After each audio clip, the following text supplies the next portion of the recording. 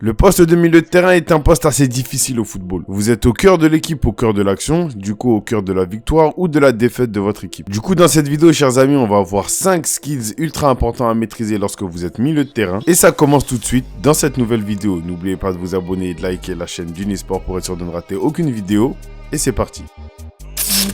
Le premier geste, c'est le Mason Mount Half Turn. En gros, c'est un demi-tour effectué par Mason Mount au moment du contrôle du ballon. Ce demi-tour-là, vous pourrez le retrouver chez beaucoup de footballeurs, notamment Zidane, qui le maîtrise à la perfection, Lionel Messi, etc., etc. En gros, vous allez poser votre pied d'appui près du ballon au moment de le contrôler et effectuer tout simplement un contrôle orienté, en très gros. Mais ce contrôle orienté-là, il ne doit pas uniquement vous servir à vous réorienter dans la direction dans laquelle vous voulez aller, mais à carrément prendre l'avantage sur votre défenseur, sur votre adversaire au moment même du contrôle. Ce contrôle, bien évidemment, il se fait intérieur du pied, suivi d'une rotation du buste qui, elle, va vous donner l'impulsion pour changer de direction instantanément. C'est un geste ultra important que vous devez absolument maîtriser si vous voulez évoluer à ce poste. Deuxième geste, c'est tout simplement le De Jong Turn. En gros, le demi-tour de Frenkie de Jong, joueur du FC Barcelone, mon club de cœur, bien évidemment. Contrairement au turn de Mason Mount, la particularité de ce geste, c'est qu'il ne se fait pas sur un contrôle de balle. Concernant Mason Mount, c'était une technique pour pouvoir contrôler les ballons tout en s'orientant, alors que pour Frenkie de Jong, il s'agit de pouvoir s'orienter alors qu'on possède déjà le ballon. La particularité de ce changement de direction, c'est que vous allez effectuer une espèce de feinte de corps juste avant de changer de direction afin d'induire en erreur votre adversaire. C'est grâce à cette feinte de corps que vous allez pouvoir emmener votre défenseur et en même temps prendre l'impulsion pour changer de direction. Geste très important à maîtriser pour un milieu de terrain donc.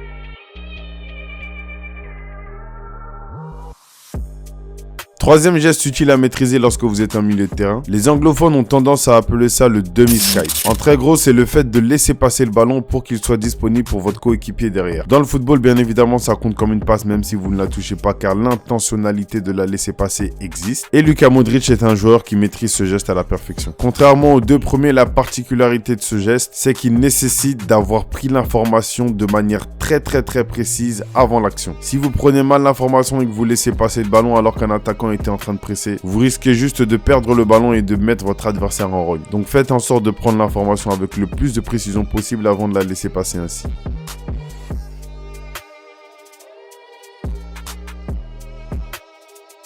Le quatrième geste, si je ne me trompe pas, dites-le moi en commentaire, mais c'est un geste qui existe bel et bien dans FIFA, le scoop turn. Le scoop turn, c'est aussi un changement de direction, sauf qu'il s'agit en réalité d'un virage à 90 degrés, du moins presque à 90 degrés. Le principe de ce geste, c'est de faire croire que vous allez dans une direction, puis vous virez totalement à votre gauche si vous êtes droitier, et totalement à votre droite si vous êtes gaucher. Et pour ce faire, lorsque vous commencez ce mouvement, vous le faites intérieur du pied, et à aucun moment le ballon ne doit se décoller de votre pied. C'est-à-dire que votre pied garde le contact avec le ballon jusqu'à ce que vous ayez terminé de changer de direction.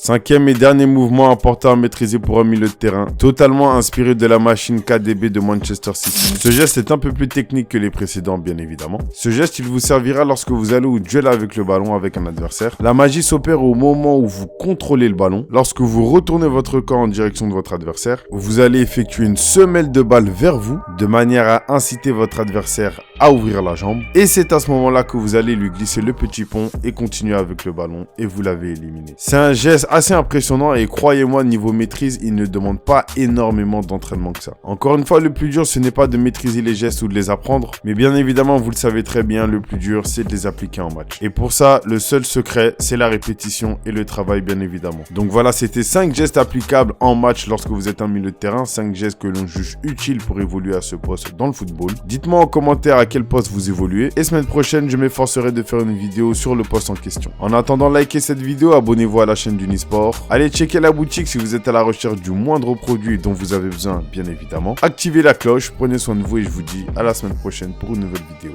Bye.